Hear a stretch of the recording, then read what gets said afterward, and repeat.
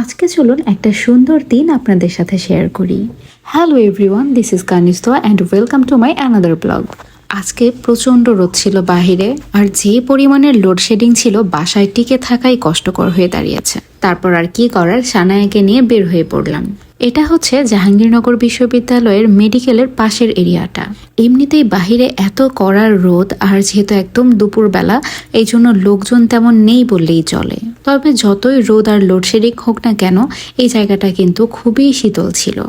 এটার কারণটা সবাই জানে, কারণ এখানে এত সুন্দর পরিবেশ আর এত বেশি গাছপালা যে বৃষ্টিও বেশি হয় আর অনেক গরমেও অনেক শীতল থাকে। আর যেহেতু ক্যাম্পাসের ভিতরে বেশ কয়েকটা পুকুর আছে, ইভেন অনেক গাছপালা আছে, এই জন্য অনেক ঠান্ডা বাতাস বইছে। আর এইদিকে মেয়ে বায়না ধরেছে বাবার কাছে যে সে শাপলা ফুল নেবে। যদিও সানায়ের বয়স 2 বছর প্লাস, বাট ও ইন্টেলিজেন্স বইয়ের ভিডিও করতে করতে ও এখন সবকিছুই চেনে, সবকিছুর ইংলিশ বাংলাও জানে। তো ও হচ্ছে বইতে দেখেছে শাপলা ফুল, এখন সে এই শাপলা ফুল এখানে দেখে এটা নেবে। তো একটু দূরে ছিল, বাট মেয়ে আবদার করেছে বলে কথা, বাবা তো দিতে বাধ্য।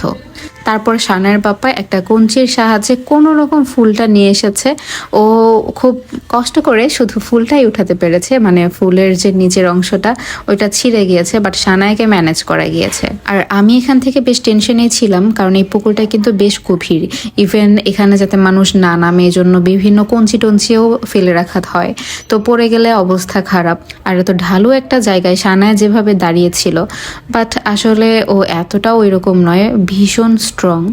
ওর পাপ্পা ওদিকে ফুল আনছে আর সানায়া চুপটি করে লক্ষ্মী মেয়ে হয়ে দাঁড়িয়েছে। এখন আরো দেখাচ্ছে যে আরেকটা ফুল নিবে, এখানে নাকি সে মাছ ধরবে, কত শত বায়নার আর শেষ নেই। তো অবশেষে ওকে এইটা ওইটা বুঝিয়ে ওঠানো হয়েছে। এই যে সে একটা লাল টকটকে শাপলা ফুল নিয়ে এসেছে, আর সানায়া তো সারপ্রাইজ হয়ে গেছে। এখানে সানায়ের নান নিয়ে এসেছে, আম্মু একটু কাজে এসেছিল, তো এখানে সানায়ের সাথে দেখা হয়ে গেছে।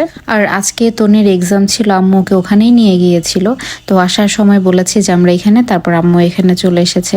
এই গরমের মধ্যেও এখানে হচ্ছে ফুচকার দোকান ছিল, এই জন্য এটা আমরা মিস করি না, একটা ফুচকা নিয়েছি, কারণ দুপুরবেলা বেশি ঝাল এইসব খাবার খেলে আবার পেটে সমস্যা হয়ে যাবে। আর আম্মু যেহেতু তনির সাথে সকাল থেকে বাইরে ছিল, এখানে আর লেট করেনি, আম্মু বাসায় চলে গেছে। আর আমরা বললাম তুমি যাও, আমরা কিছুক্ষণ এখানে থাকবো, কারণ বাতাসটা খুব ভালোই লাগছিল। বাসায় গেলেই হচ্ছে লোডশেডিং, গরম লাগে।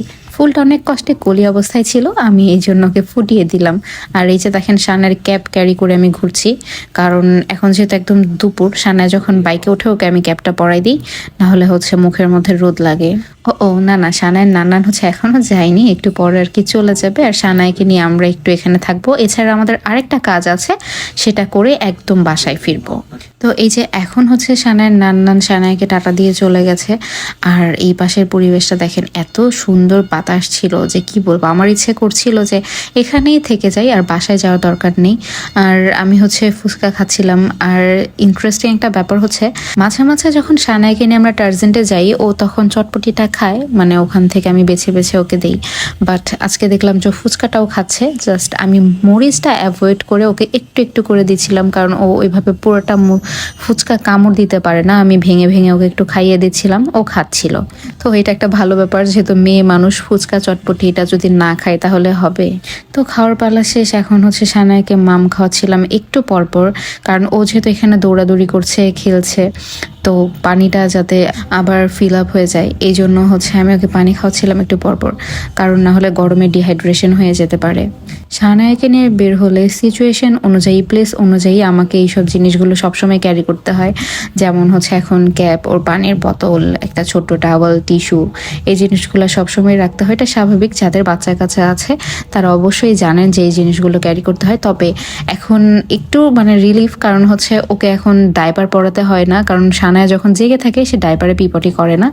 তো এই জন্য ওকে আমি আর যখন বাহিরে বের হই নিয়ে, তখন আর ডাইপার পরাই না, শুধু রাত্রে ঘুমানোর সময় পরাই। আর সানায়া কিন্তু এখন পাখি খুঁজছে, ও পাখি ধরতে খুব পছন্দ করে, কারণ ও লাস্টে যখন সুন্দরবন গিয়েছিল সেইখানে ও পাখি ধরেছিল, মানে ঘুঘু পাখি, ওইটা তো খাঁচাই ছিল, এই জন্য ও বুঝতে পারে না। বাট এখানে যে শালিক পাখিগুলো দেখছে সেটাও সে ধরার জন্য অনেক তোড়জোড় করছে যে সেই পাখিগুলো ধরবে, বাট পাখিগুলো উড়ে উড়ে দৌড়ে দৌড়ে চলে যাচ্ছে। ইস কি সুন্দর যে একটা পরিবেশ, মানে এইরকম শান্তির জায়গা হয়তো আর কোথাও নেই।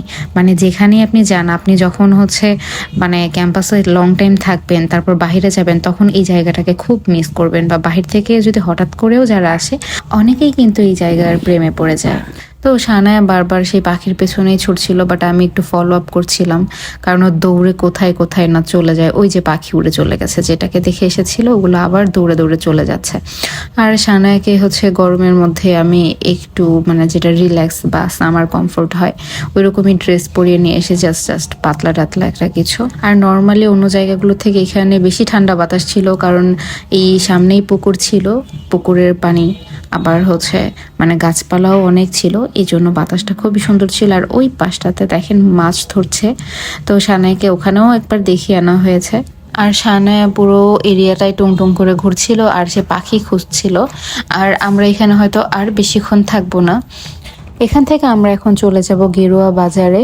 মানে সানার কেকের অর্ডার করেছিলাম আপুকে, আমি কালকে রাত্রে বলে রেখেছিলাম যে আজকে সকালে একটা কেক বানিয়ে রাখতে, আমি একটা টাইমে দুপুরের দিকে যেয়ে নিয়ে আসবো। সানায়া খাওয়ার জন্য বায়না করছিল। আর আপনারা সবসময় জানেন যে আমি হচ্ছে হোমমেড কেক খাওয়াই সানায়াকে, একটা পেজ থেকেই সবসময় খাওয়াই। তো আপু সকালবেলা অলরেডি বানিয়ে ফেলেছে, 11টার দিকে আমাকে মেসেজও করেছে যে আপু আপনার কেক রেডি, আমাকে একটা ছবিও পাঠিয়ে দিয়েছে। তো এখন আমরা হচ্ছে সানার কেক আনতে যাচ্ছি। এই যে রোদ, এই জন্য সানাকে আমি আবার ক্যাপ পরিয়ে দিয়েছি। তো সানার পাপ্পা এখানে বাইকে একটু ওয়েট করছিল কেকের জন্য, আর আমি হচ্ছে এটা নিয়ে চলে এসেছি। আর এটা কিন্তু সানার জন্য স্পেশালি বানানো, মানে এখানে অয়েল ব্যবহার করা হয়নি, এখানে হচ্ছে বাটার ইউজ করা হয়েছে। আর সানায়া তো খুবই খুশি, আজকে সারা দিন সে বাইরে ঘুরু করেছে, ইভেন বাসায় যাওয়ার সময় এখন তার পছন্দের কেকটা নিয়ে যাচ্ছে। সে এত খুশি যে খুশিতে সে বসে বসে গান করছিল, আবার একটু পরপর বাইকে হর্ন দিচ্ছে যখন প্রয়োজন মনে করছে সামনে কোনো গাড়ি আসছে বা কোনো মোড় ঘুরবে। ওকে বলাই আছে যে কখন কখন হর্ন দিতে হয়। তো সানায়ের পাপ্পা যখন ওকে সামনে নিয়ে বাইক চালায় তখন হর্ন দেওয়ার কাজটা সানায়াই করে। তো অলরেডি আমরা চলে এসেছি বাসায়, এখন উঠে যাব বাইকটা ক্লিন করে রেখে। তো যারা যারা এখনও ফলো করেননি অবশ্যই ফলো দিয়ে রাখবেন। আর আজকের ভিডিওটা এই পর্যন্ত, সবাই ভালো থাকবেন, আল্লাহ হাফিজ।